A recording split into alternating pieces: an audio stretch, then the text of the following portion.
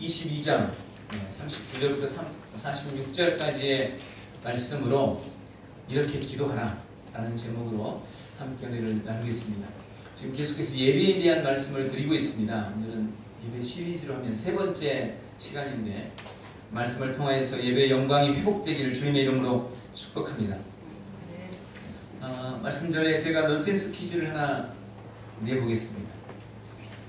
예수님께서 잡히시던 날 밤에, 오늘 밤이죠. 오늘 말씀을 읽었는데 잡히시던 날 밤에 로마의 병사들이, 또 유대 병사들이 가룟 유다를 따라서 예수님을 잡으러 옵니다. 칼을 들고. 그때 베드로가 예수님을 보호하기 위해서 칼을 빼내서 말고라는 사람의 귀를 내리쳤어요. 그래서 말고라는 사람의 귀가 베드로가 내리친 칼에 의해서 떨어지게 됩니다. 그때 예수님께서 말고의 귀를 다시 치료해 주시죠. 자, 여기서 퀴즈입니다. 예수님께서 말고의 귀를, 떼어진 귀를 다시 말고에 붙여주시면서 뭐라고 말했을까요? 넌센스예요, 넌센스. 힌트를 하나 드릴까요? 지금이 명절 새해입니다. 이것과 관련이 있습니다. 뭐시겠죠? 귀가 영어로 뭡니까? 이어. 그래서 예수님 그렇게 합니다. 해피 뉴 이어. 그냥 웃자는 설립니다. 해피 뉴 이어가 되시기 바랍니다. 우리나라는 좋은 것 같아요. 설날이 두 번이잖아요. 새해가 두 번이에요. 새해가 두 번. 그만큼 새해 인사를 더 하게 되는데 정말 올 한 해 능력으로도 주님께서 주시는 형통함의 복을 누려가시기를 주님의 이름으로 축원을 드립니다. 여러분, 종교라는 말 아시죠? 종교. 기독교 여러 종교 중에 하나라고 사람들은 생각하죠. 물론 우리는 이제 그 말에 대해서 그렇게 동의하지는 않습니다. 근데 종교라는 말의 의미가 무슨 말일까요? 한자로 종교라는 말은 마루종을 씁니다. 마루종. 그리고 가르칠 교, 이렇게 할 수 있겠죠. 가치교, 이렇게 쓸 수 있습니다. 이 마루종이라는 말이, 여러분 마천루 이런 거 들어보셨죠? 마천루가 뭐예요? 하늘에 닿는 가장 높은 꼭대기를 마천루라고 그러는 겁니다. 이 마루종이라는 말은 가장 꼭대기, 최상위, 가장 높은 이런 의미예요. 이 종교라는 말은 무슨 말이냐면 가장 높은 가르침이라는 말이에요. 최상위 가르침, 최고의 가치, 이게 바로 종교라는 의미입니다.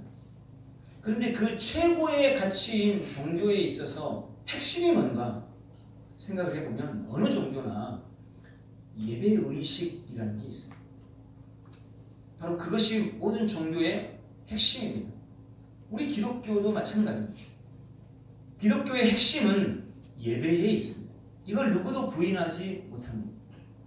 예배 없는 기독교는 있을 수 없습니다. 교회의 제1 목적 중에 한 가지도 바로 예배에 있습니다. 예배. 그만큼 예배가 중요합니다. 우리는 살아계신 하나님께 예배하기 위해서, 성부, 성자, 성령 하나님께 예배하기 위해서 오늘도 이 자리에 있습니다. 만약 내가 하나님을 믿노라 라고 말하면서 예배를 드리지 않는다면 그 믿음은 거짓 믿음인 거예요.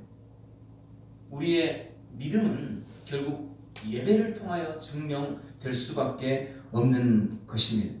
그래서 예배의 승리가 곧 신앙의 승리요, 예배의 승리가 곧 인생의 승리다 라는 말은 절대 거짓말이 아닙니다. 과장된 말도 아닙니다.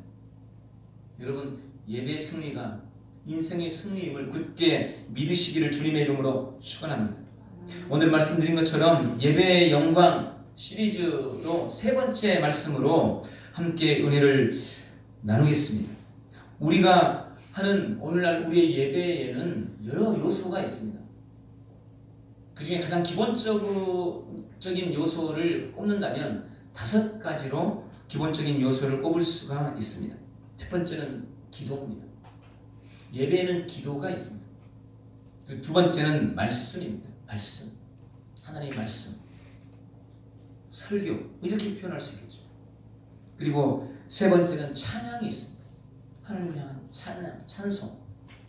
그리고 우리가 드리는 물질, 봉헌이 있습니다. 주님 앞에 드리는 헌신의 시간이 있습니다. 그리고 마지막 또 한 가지가 있는데 교제입니다. 성도 간의 교제. 이게 예배의 중요한 요소입니다. 이 5가지가 예배에는 반드시 있어야 합니다. 기독교 절기상 오늘부터 사순절이 시작됩니다. 사순절은 예수님께서 고난당하시기 십자가에 못 박혀 돌아가시기 40일 전을 사순절이라고 부릅니다. 이 사순절 절기를 우리가 보내게 되는데 이 절기를 보내면서 예배의 이 5가지 요소에 대해서 함께 은혜를 나누려고 합니다. 오늘은 예배의 5가지 요소 중에 첫 번째 기도에 대한 말씀을 함께 은혜를 나누겠습니다. 기도는 예배에 있어서 매우 중요한 부분입니다. 기도가 빠진 예배는 예배라 할 수 없습니다. 기도는 하나님과의 인격적인 교제요 친밀한 대화입니다. 하나님과 소통하는 제 1순위가 뭐냐? 기도예요. 우리가 어떻게 하나님과 소통합니까? 기도를 통해 소통하는 겁니다. 주님께 묻고 주님께 우리의 소망을 아뢰고 또 기도 시간을 통해 주님께서 우리에게 말씀하시고 이게 기도를 통하여 이루어지는 겁니다. 우리는 예배 시간에 이 기도를 통해 또 살아계신 하나님과 대화하고 교통해야 합니다. 그러므로 예배의 영광이 회복되기 위해서는 하나님과의 대화, 이 기도가 반드시 회복되어야 하는 것입니다. 그러면 주님은 기도에 대해서 우리에게 어떻게 말씀하고 계실까요? 우리는 어떻게 기도해야 할까요? 하나님은 오늘 본문을 통해서 우리에게 그렇게 명령하십니다. 너희가 기도하되 오늘 예수님처럼 기도하라. 오늘 주님이 주시는 명령이 바로 이거예요. 이 본문 속에서 우리에게 주시는 가르침은 너희는 예수님처럼 기도하라는 것입니다. 오늘 본문 예수님이 감람산에서 기도하는 이 기도의 장면을 통해서 주님이 우리에게 가르쳐 주시기를 원하시는 이 기도에 대해서 함께 은혜를 나누는 귀한 시간 되기를 주님의 이름으로 축원합니다. 어떻게 기도해야 할까? 총 7가지로 오늘 말씀을 드리려고 하는데 첫 번째는 습관을 따라 기도해야 합니다. 오늘 본문 39절에 보니까 그렇게 기록되어 있습니다. 예수님께서 나가사 습관을 따라 우리는 되게 힘들고 어려운 일이 있을 때 기도합니다. 대부분 그래요. 어려운 일이 있을 때. 그게 틀린 게 아닙니다. 물론 어려운 일이 있을 때 기도해야 합니다. 맞습니다. 그러나 그것으로 우리가 기도를 다 했다고 생각해서는 안 되는 거예요. 우리는 더 나아가 습관이 되어야 합니다. 기도가. 예수님이 그러셨던 거죠. 주님은 습관을 쫓아 기도하셨어요. 예수님에게 습관이 여러 가지가 있는데 그 중에 첫 번째가 기도입니다. 밤이고 낮이고 습관적으로 주님은 기도하셨습니다. 물론 이 습관적이라는 말이 어감이 어떨 때는 별로 좋지 않게 들릴 때가 있어요. 왜냐하면 나쁜 습관을 사람들이 많이 가지고 있거든요. 그러니 습관이라는 것이 얼마나 중요합니까? 좋은 습관은 우리 인생을 성공시키는 아주 중요한 바탕이 됩니다. 기초가 됩니다. 좋은 습관, 운동하는 습관, 그죠? 또 학생들 같은 경우는 오고 가는 길에 영어 단어 한 가지씩 암송하는 습관, 매일 시간 날 때마다 푸시업하는 습관, 이런 습관들, 이게 우리 인생을 성공으로 이끌어가요. 그럼 반대의 경우도 있죠. 잘못되는 습관이 인생을 망칩니다. 오락하는 습관, 눈만 뜨면 핸드폰 붙잡고 들여다보는 습관, 뭐 이런 나쁜 습관들도 있죠. 그게 계속되면 그것이 우리 인생에게 미치는 손해가 얼마나 큰지 몰라요. 그래서 우리는 어찌하든지 좋은 습관을 가져야 합니다. 근데 오늘 본문 예수님은 기도의 습관을 가지셨어요. 우리의 기도도 습관이 되기를 주님의 이름으로 축원합니다. 수많은 믿음의 사람들은 기도의 습관을 가지고 있었습니다. 우리도 기도의 습관을 가져야 돼요. 밥 먹을 때 누가 말하지 않아도 생각하지 않아도 밥상머리에 앉으면 기도하는 습관. 어느 곳에 가든지 어느 장소에 가든지 가장 먼저 잠깐이라도 눈 감고 기도하는 습관. 교회에 오면 당연히 가장 먼저 기도하는 습관. 차에 타도 운전을 위해서 차에 앉으면서도 주님 오늘도 이 운전대를 붙들어 주시옵소서. 이게 다 습관적으로 되는 거예요. 그런 습관들이 우리 인생을 복되게 만들고 우리의 전 예배가 하나님께 영광되게 만드는 줄 믿습니다. 베드로도 바울도 구약의 믿음의 사람들도 다 이 기도의 습관을 가지고 성공적인 삶을 살아 누렸습니다. 오늘 기도의 습관을 통해 승리하는 복된 성도들이 다 되시기를 예수님의 이름으로 축원합니다. 두 번째, 예수님은 성전에서 기도했습니다. 그러므로 주님의 전에서 기도하시기를 주님의 이름으로 축원합니다. 39절에 보니까 예수님이 감람산에 가서 기도하셨다고 되어 있습니다. 감람산은 올리브 나무가 많은 정원을 의미합니다. 이게 그냥 단순히 산이 아니에요. 잘 가꿔진 정원 같은 곳입니다. 예수님 시대에 예루살렘 성은 공간이 좁고 협소했기 때문에 기도할 곳이 그렇게 많지 않았다 그래요. 그래서 좀 부유한 사람들은 감람산 근처에다가 올리브 공원처럼 이렇게 조성을 해놓고 그곳에 가서 때를 따라 기도했습니다. 쉬기도 하고 휴식도 하고 그곳에 가서 영성 생활을 한 거예요. 우리가 종종 기도원에도 올라가고 또 산에 가서 기도하기도 하는 것처럼 그들은 감람산에다가 올리브 정원처럼 이렇게 꾸며놓고 그곳에 가서 기도했습니다. 그래서 이 감람산에 가서 기도했던 이 기도의 장소는 어떻게 보면 기도의 성지 같은 곳이었습니다. 우리도 기도의 장소, 기도할 곳을 정해놓는 게 매우 중요합니다. 물론 항상 기도해 어느 곳에서도 기도해야 되죠. 그러나 주님은 하나님의 전에 나와 기도하는 것을 기뻐하십니다. 마가복음 11장 17절에 주님은 그렇게 말씀하셨어요. 이 집은 만민이 기도하는 집이다. 여러분, 성전은요 만민이 기도하는 집입니다. 우리 예배당은 누구나 와서 하나님 앞에 기도하는 곳이에요. 이곳이 기도하는 곳이라고 주님이 그렇게 명령하고 계십니다. 그러므로 우리가 기도할 때, 기도의 습관을 가질 때 자꾸 성전에 나와서 기도하는 버릇을 들이는 게 좋아요. 그때 주님께서 우리에게 은혜를 베풀어 주실 줄 믿습니다.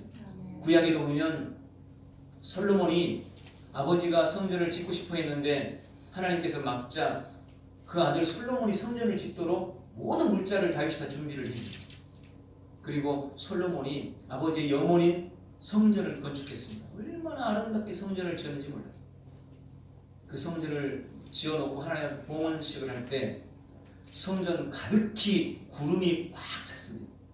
그 구름은 뭐냐면 하나님의 영광을 상징합니다. 구름이 성전에 가득 차면서 음성이 들렸습니다. 누구든지 이곳에 와서 기도하면 내가 그들의 기도를 듣겠다 라고 주님이 말씀하십니다. 그것이 바로 성전입니다. 우리 교회가, 우리 예배당이 그 영광이 회복되기를 주님의 이름으로 축원합니다.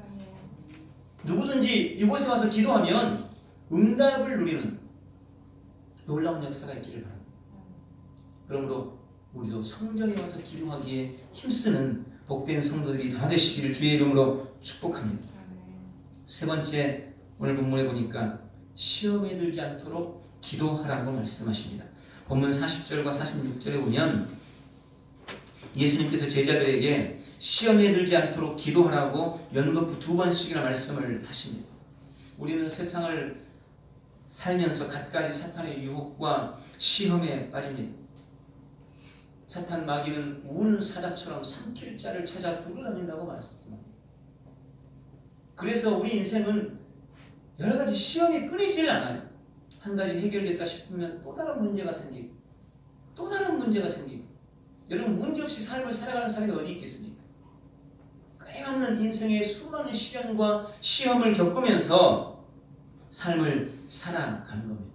그런데 그 모든 갖가지 시험과 미혹과 유혹을 이길 수 있는 비결이 있다고 성경이 말씀하세요. 그게 바로 기도라는 것입니다. 오늘 본문에도 예수님이 십자가의 고난을 지금 목전에 두고 있습니다. 이제 곧 유대 병사들이 와서 예수님을 끌고 가서 자기를 십자가에 못 박을 거라는 것을 예수님은 알고 있습니다. 그러니 그 마음이 얼마나 심란했겠습니까? 그래서 예수님이 그 마지막 밤 제자들과 함께 감람산에 오르는 거예요. 그리고 제자들에게 부탁합니다. 여기서 시험에 들지 않게 나를 위해 기도해라. 그리고 예수님은 본문에 보니까 돌 던질 만큼 돌 잠깐 던지면서 좀 떨어져서 이 말이에요. 좀 떨어진 곳에 가서 예수님 또 혼자 열심히 그곳에서 기도하십니다.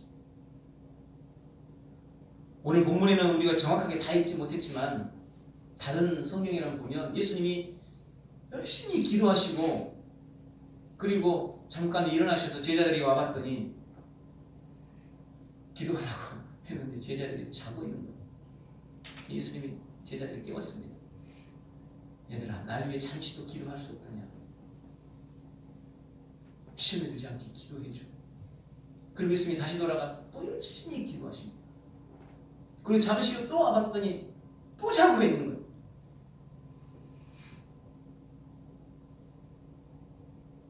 그 결과가 어떻게 나타납니까? 예수님은 자신에게 찾아온 극심한 고난을 이겨내십니다. 십자가의 고통과 아픔을 감내해내십니다.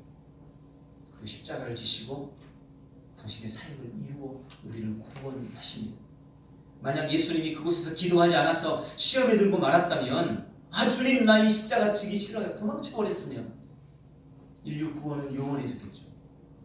그러나 예수님은 기도하셨기 때문에 그 시험을 이겨내고 십자가를 지고 온 인류를 구원하셨습니다. 그에 비해 제자들은 어떻습니까? 내가 죽을지라도 주님을 떠나지 않겠습니다. 자부했던 제자들은 예수님이 병사들에 의해 끌려가니까 어떻게 됩니까? 뿔뿔이 흩어져서 도망가 버립니다. 시험에 빠진 겁니다. 그 이유가 뭐였겠습니까? 예수님은 그 밤 시험에 들지 않도록 기도했지만 제자들은 기도하지 않았습니다. 잠만 자고 말았습니다. 예수님은 시험을 이겨냈지만 제자들은 시험을 이겨낼 수가 없었던 것입니다. 우리 인생에도 수많은 시험과 문제들이 다가올 때 기도하는 사람은 그 모든 문제를 이겨내게 되어 있습니다. 그것이 주님의 약속입니다. 이 약속을 누리시기를 주님의 이름으로 축원합니다. 네 번째로 우리는 겸손의 무릎을 꿇고 기도해야 합니다. 본문 41절에 예수님께서 무릎을 꿇고 기도하십니다. 다른 기도의 사람들도 성경이 가르치는 기도의 원형이 그거예요. 늘 무릎을 꿇고 하나님 앞에 기도했습니다. 여러분, 이 무릎 꿇었다라는 의미는 완전한 복종과 겸손의 표시입니다. 우리 하나님 앞에 무릎 꿇는 이유는 주님, 제가 주님 앞에 완전히 복종합니다.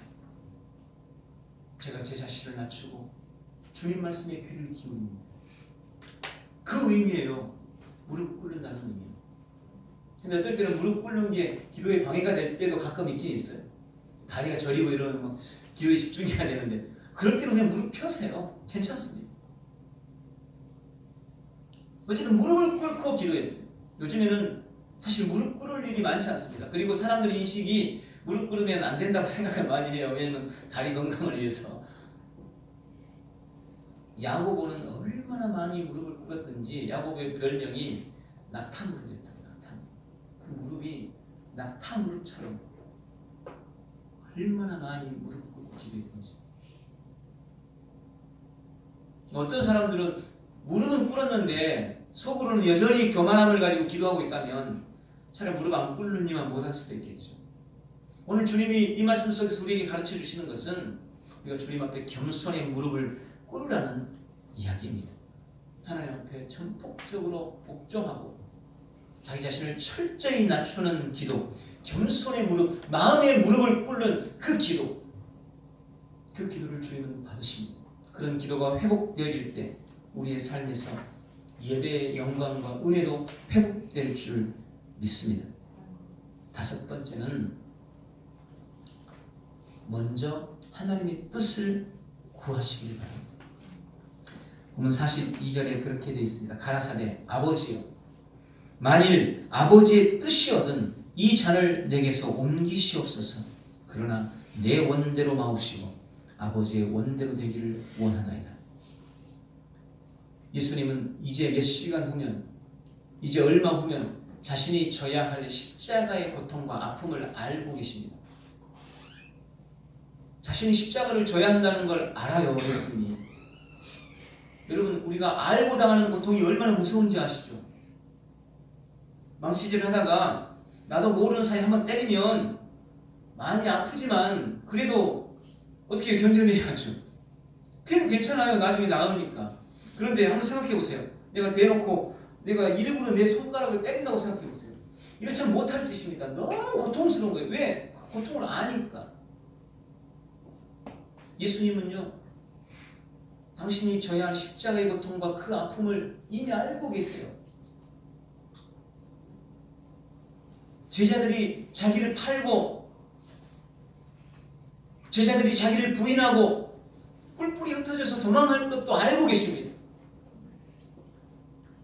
수많은 사람들 앞에서 뺨 맞고 침뱉음을 당하고 조롱당할 것을 주님은 알고 계세요. 십자가의 고통과 그 수치를 이미 주님은 알고 계십니다. 주님도 그 피하고 싶으셨겠죠. 예수님 나이 그때 33살이셨어요. 그 피하고 싶었을 겁니다. 다른 방법으로 인생을 구원할 길이 있다면 그걸 택하고 싶었어요. 그래서 주님이 그렇게 기도하신 겁니다. 아버지, 할 수만 있으면 이 잔을 나에게서 좀 피하게 해주십시오. 내가 이 잔을 좀 안 마시면 안 되겠습니까? 저 이 잔 마시기 너무나 두렵습니다. 너무 고통스럽습니다. 너무 무섭습니다. 이 잔 피하고 싶습니다. 그러나 주님의 기도는 거기서 멈추지 않죠.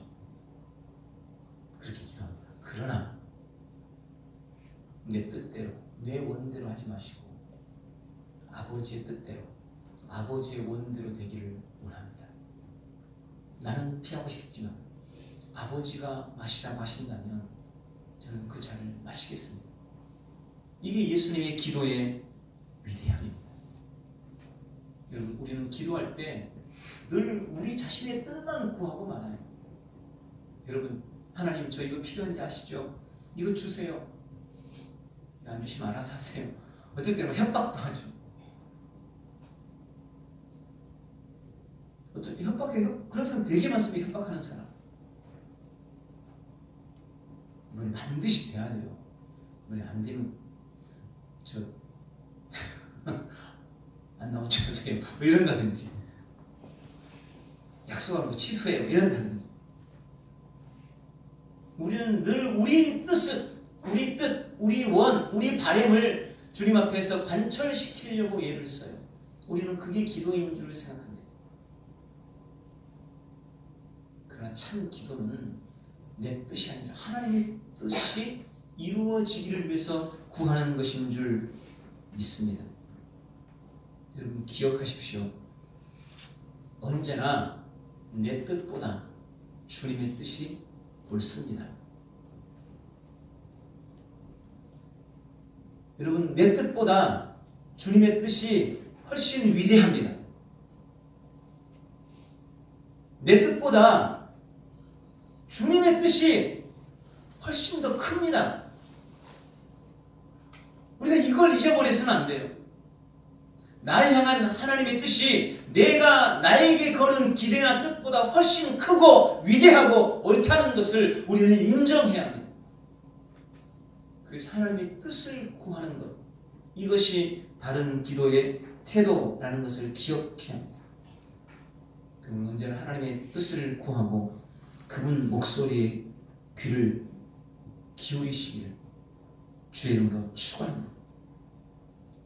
사람도 그래요. 좀 성숙하지 못했을 때는요, 어린아이 때는 늘 내 뜻대로 되기만을 원하죠. 엄마 아빠 사정을 생각하지 않아요. 그냥 무조건 내가 갖고 싶은 거 무조건 달라고 그러죠. 어렸을 때는 그래요. 근데 좀 크고 나면요, 우리 아이도 그러세요. 좀 크고 나면 이제 엄마 아빠 사정을 좀 생각하게 돼요. 엄마, 내가 이걸 사달라 그러면 엄마 아빠가 좀 곤란하지 않을까? 이런 생각을 하는 거예요. 그게 철들어가고 있다는 증거입니다. 우리 신앙도 마찬가지죠. 주님 앞에서 늘 그냥 내 뜻, 내 원, 내 소원만을 구하고 있다면 우리는 아직 어린아이인 거죠. 신앙이 성숙할수록 우리는 날 향한 하나님의 뜻이 무엇인가를 자꾸 묻고 그것에 관심을 갖고 귀를 하나님의 말씀에 기울이게 되어 있는 겁니다. 그래서 올바른 기도는 먼저 하나님의 뜻을 구하는 것입니다. 그런 은혜가 있기를 주님의 이름으로 축원합니다. 여섯 번째, 우리는 우리의 기도를 돕는 이가 있음을 기억해야 합니다. 우리의 기도를 도와주시는 분이 있어요. 43절에 보니까 예수님께서 기도하실 때 천사가 하늘로부터 와서 예수님께 힘을 더했습니다. 예수님이 얼마나 간절하게 기도하고 있는지 너무 힘들게 기도해요. 천사가 와서 예수님께 힘을 더해 주셨습니다. 이런 내용은요, 성경에 많이 있습니다. 우리 하나님 앞에 기도할 때 천사가 와서 우리의 기도를 도와요. 그리고 응답도 천사가 가져다 줍니다. 이것을 믿으시기 바랍니다. 히브리서에 보니까 천사들은 우리 믿는 사람들, 하나님의 자녀들을 돕는 조력자로 주님께서 보내신다고 말씀하십니다. 우리 눈에는 보이지 않지만 우리 주변에서는 늘 영적 전쟁이 벌어지고 있어요.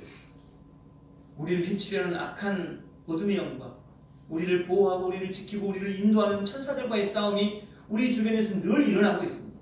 우리 하나님 앞에 간구하며 기도할 때 하나님의 천사들이 우리를 위해서 기도하고 우리의 기도를 돕는다고 성경은 말씀합니다. 이 말씀을 믿으시기를 바랍니다.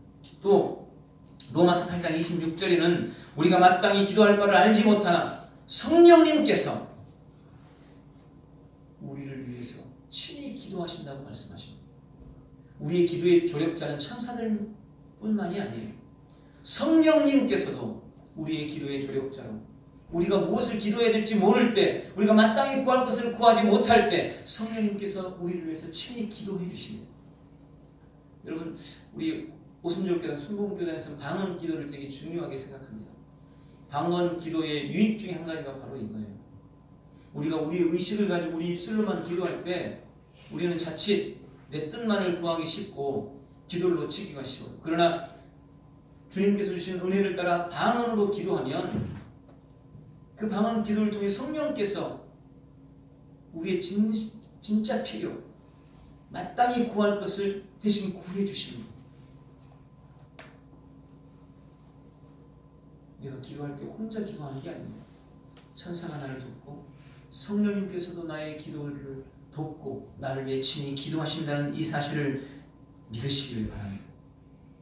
흔들림 없이 기도하도록 더욱더 주 앞에 집중할 수 있도록 그 기도의 능력이 있도록 기도 응답의 역사가 나타나도록 성령님이 천사가 우리의 기도를 돕고 있다는 사실을 믿으시고 기도를 회복하고 예배를 회복하는 복된 성도들이 되시길 바랍니다. 마지막으로 우리는 기도할 때 간절하게 기도해야 합니다. 44절에 예수님께서 힘쓰고 애써 더욱 간절히 기도하시니 땀이 땅에 떨어지는 핏방울같이 되더라. 주님께서 얼마나 절실하게, 얼마나 처절하게, 얼마나 간절하게 기도해야 되는지를 알려주는 말씀입니다. 모세혈관이 터져서 땀샘에서 피가 솟아났어요. 핏방울이 묻혔어요. 그렇게 예를 쓰고 하나님 앞에 기도하셨다는 것입니다. 저는 간절하게 기도한다는 내용이 뭔가 고민을 참 많이 합니다. 몇 가지로 말씀을 드리려고 합니다. 기도는 절실하게 해야 되고 간절하게 해야 되는데 그럼 간절하게 한다는 의미가 뭔가 한 3가지 정도로 말씀을 드립니다. 첫 번째, 간절하면은 반드시 눈물과 땀이 들어갑니다. 간절하게 기도한다는 의미는 눈물과 땀으로 기도한다는 의미예요. 오늘 본문의 주님도 그러셨어요. 얼마나 간절히 기도했는지 땀방울이 핏방울이 되는 것처럼 땀을 줄줄 흘렸다는 소리. 여러분 기도할 때 땀이 나도록 기도해 보셨습니까? 그게 간절한 기도예요. 근데요, 그게 어렵지 않아요. 우리가 조금만 하나님 앞에 깊이 기도하고 간절해지다 보면요, 우리도 모르는 사이에 등줄기에서 땀이 흐르고 금방 경험할 수 있습니다. 그게 간절하게 기도하는 거예요. 아무리 감정이 메말라 있는 것 같아도 우리가 주님 앞에 간절히 기도하다 보면요, 우리도 모르는 사이에 눈물이 흘러요. 간절하면은 눈물과 땀이 반드시 들어가게 되어 있습니다. 두 번째는 간절함이라는 의미는 부르짖음으로 기도한다는 거예요. 부르짖다. 이사야서 58장 9절에 네가 부를 때 나 여호와가 응답하겠고 네가 부르짖을 때에는 말하기를 내가 여기 있다 하리라. 예레미야서 33장 3절 너는 내게 부르짖으라. 내가 내게 응답하겠고 네가 알지 못하는 크고 은밀한 일을 내게 보이리라. 부르짖는다는 것. 이 부르짖는다는 의미는 기본적으로 소리를 낸다는 의미입니다. 여러분 기도할 때요, 그냥 마음으로만 기도하지 마세요. 내 목소리를 주님은 듣기 원하십니다.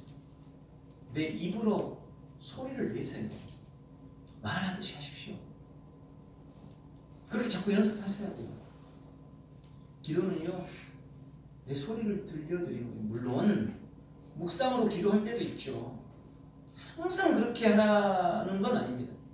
그러나 생각해보세요. 간절해질수록 소리가 커지게 되어 있는 거예요. 간절해질수록. 죽어가는 사람이 점잖게 저 좀 살려주시겠습니까? 이러는 거 보셨어요? 누가 오든 상관없이 소리를 질러요. 사람 살려요. 목청이 떠나가도록. 그게 간절함의 표현인 거예요. 성경이 부르짖는다는 표현은